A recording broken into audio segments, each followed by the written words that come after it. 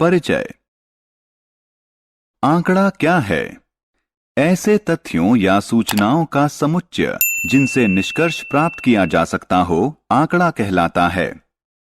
Data, datum का बहुवचन है। संख्यात्मक आंकड़ा हमें अगली कार्यवाही हेतु आंकड़ों को वर्गीकृत और विश्लेषित करने में सहायता करता है। आंकड़ा तथ्यों का संग्रह है।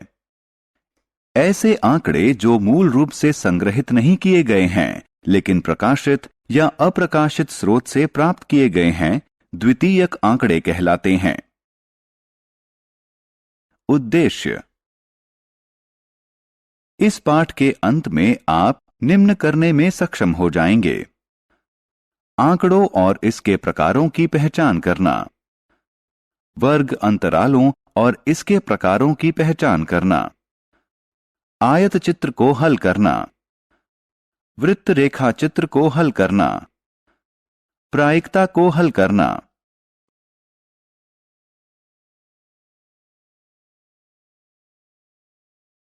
चित्र आलेख। संख्यात्मक आंकड़ों को चित्रों या प्रतीकों का इस्तेमाल करते हुए निरूपित करना चित्र आलेखन कहलाता है।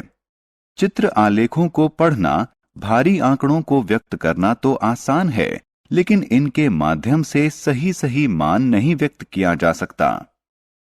यह एक कॉलोनी के लोगों द्वारा चुने गए खेल का चित्रात्मक निरूपण है।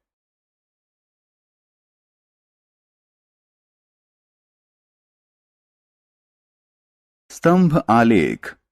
स्तंभ आलेख आंकड़ों के आलेखीय निरूपण का एक और स्वरूप है, जो स्तंभों की लंबाई के अनुसार आंकड़ों की मात्रा दर्शाता है। ये स्तंभ क्षैतिजिक या ऊर्ध्वाधर यानी अभिलंबवत हो सकते हैं। यह स्तंभ आलेख विभिन्न पशुओं की आयु निरूपित करता है। इस स्तंभ आलेख से हम पशुओं की आयु प्राप्त कर सकते हैं।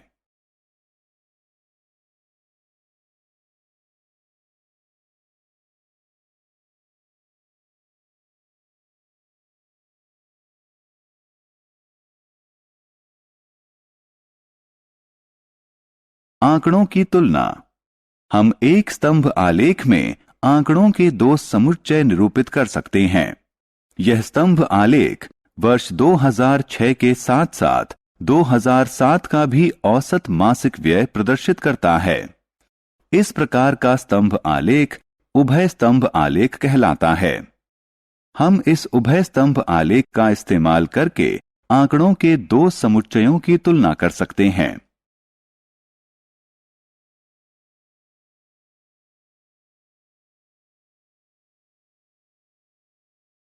बारंबारता बंटन।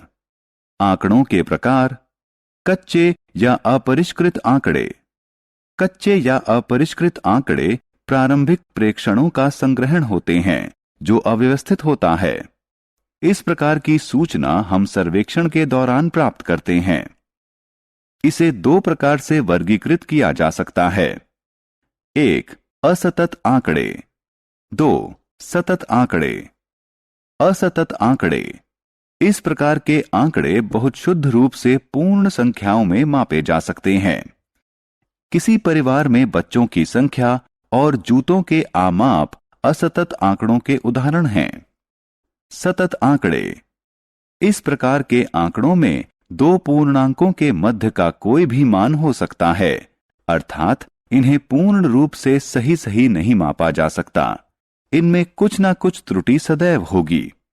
किसी कक्षा के छात्रों का भार व किसी नगर का तापमान सतत आंकड़ों के उदाहरण हैं।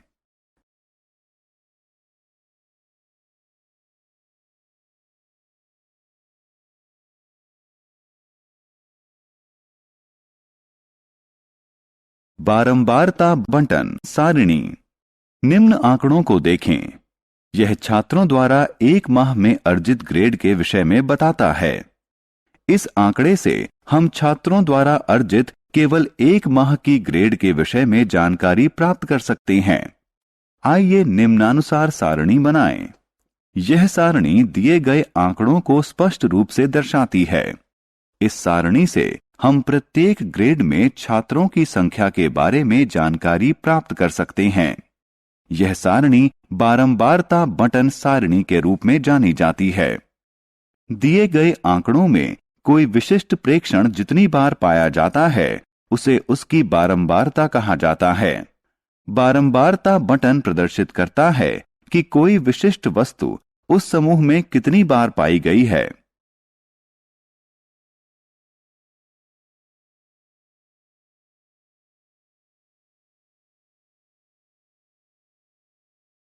वर्ग अंतरालों के इस्तेमाल वाली बारंबारता बंटन सारिणी।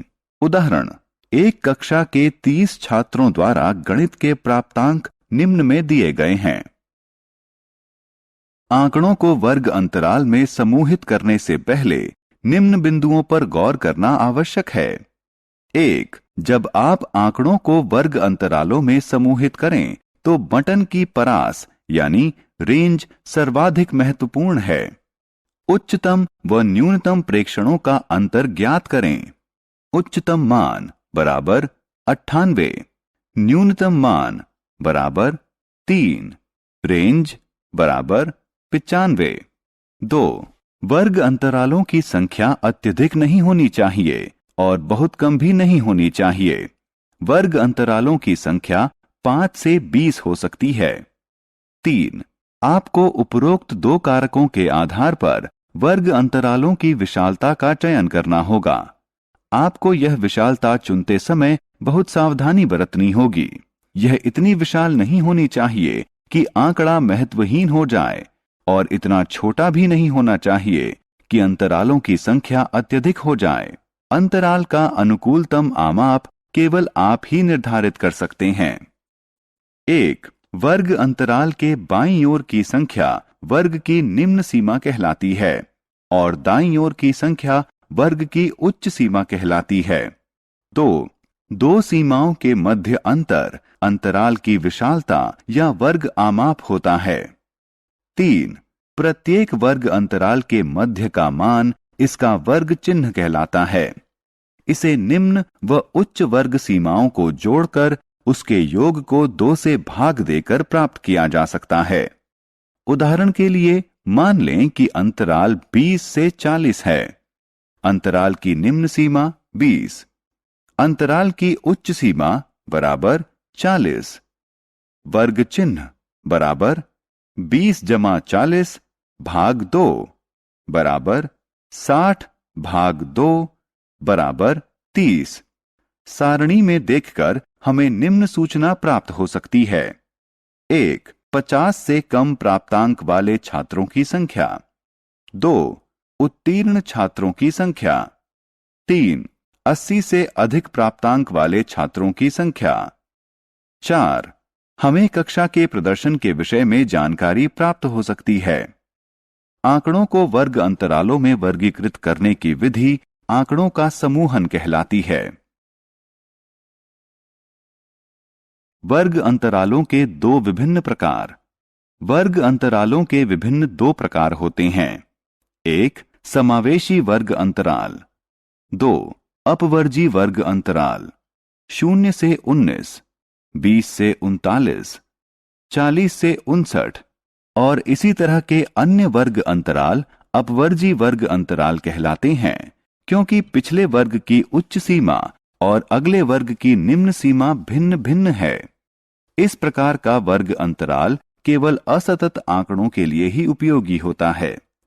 समावेशी वर्ग अंतरालों में पिछले वर्ग की उच्च सीमा अगले वर्ग की निम्न सीमा के बराबर होती है। उदाहरण के लिए 0 से 20, 20 से 40, 40 से 60 इत्यादि।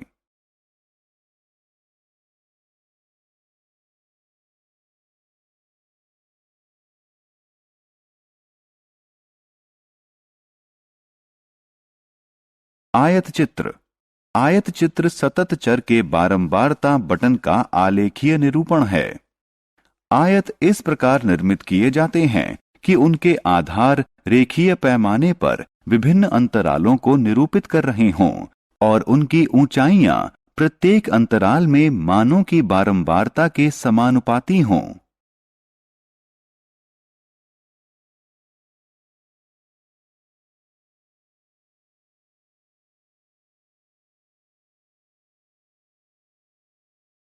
बारंबारता सारणी।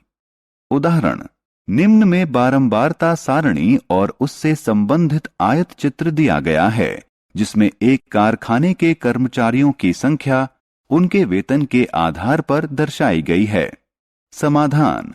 बारंबारता सारणी में कारखाने के 100 कर्मचारी उनकी आय स्तर के अनुसार दर्शाए गए हैं। यदि आप उपरोक्त आयत चित्र को ध्यान से देखें तो आप पाएंगे कि एक आयत चित्र स्तंभ आलेख जैसा दिखता है, लेकिन उसमें एक स्तंभ और दूसरे स्तंभ के मध्य कोई रिक्त स्थान नहीं है। 2. आयत चित्र का एक शीर्षक है। 3. एक्स अक्ष पर समूहित आंकड़े के वर्ग अंतराल दर्शाए गए हैं। बटन में जो भी दर्शाया गया है उसे नीचे लिखा भी गया है। 4. वाई अक्ष पर प्रत्येक वर्ग अंतराल के लिए बारंबारताएं दर्शाई गई हैं। 5. दोनों अक्षों पर उपयुक्त पैमाने लिए गए हैं। 6. निर्मित आयतों की ऊंचाइयां उनके वर्गों की बारंबारता के समानुपाती हैं।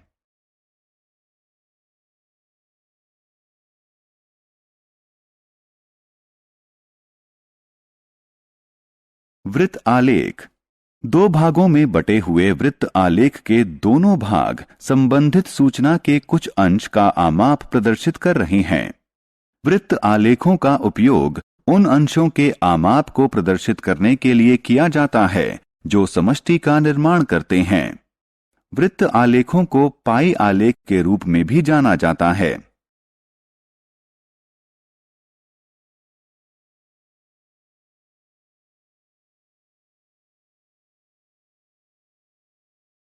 उदाहरण 1. एक स्कूल के छात्रों के पसंदीदा रंग निम्न सारणी में दिए गए हैं। इनको वृत्त आलेख में निरूपित करने से पहले हमें निम्न कदम उठाने होंगे। 1. समष्टि अंशों को ज्ञात करना। 2. समूहों की संख्या की गणना करना। 3. ज्ञात करना कि प्रत्येक समूह के किस भिन्न में समष्टि है। 4. केंद्रीय कोण ज्ञात करना और उसी के अनुसार आलेख बनाना। हल। छात्रों की कुल संख्या बराबर 200। समूहों की संख्या बराबर 5। लाल रंग पसंद करने वाले छात्रों का भिन्न 37 भाग 200।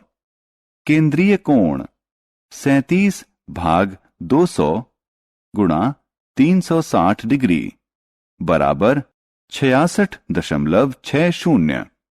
हरा रंग पसंद करने वाले छात्रों का भिन्न 26 भाग 200। केंद्रीय कोण 26 भाग 200 गुणा 360 डिग्री बराबर 46.80। नीला रंग पसंद करने वाले छात्रों का भिन्न बराबर 30 भाग 200। केंद्रीय कोण 30 भाग 200 गुणा 360 डिग्री बराबर 54। पीला रंग पसंद करने वाले छात्रों का भिन्न 39 भाग 200। केंद्रीय कोण 39 भाग 200 गुणा 360 डिग्री बराबर 70.20। गुलाबी रंग पसंद करने वाले छात्रों का भिन्न बराबर 68 भाग 200। केंद्रीय कोण बराबर 68 भाग 200 गुणा 360 डिग्री बराबर 122.40। सारांश। आइए जो कुछ हमने सीखा है उसे संक्षेप में दोहराएं। वे संग्रहित प्रेक्षण जो व्यवस्थित न किए गए हों कच्चे आंकड़े कहलाते हैं। किसी आंकड़े में उच्चतम प्रेक्षण और न्यूनतम प्रेक्षण के मध्य अंतर को आंकड़ों की रेंज कहा जाता है।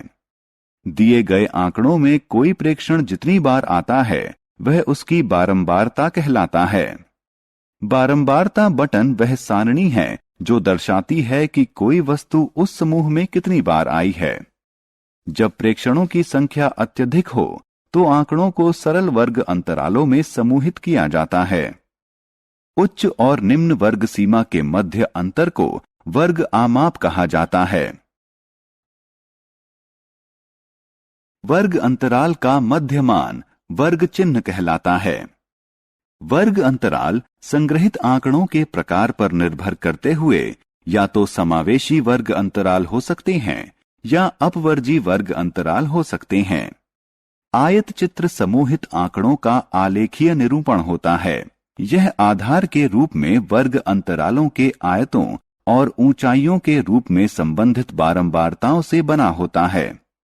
कोई प्रयोग वह स्थिति है जिसमें निष्कर्ष निकलने की संभावना हो।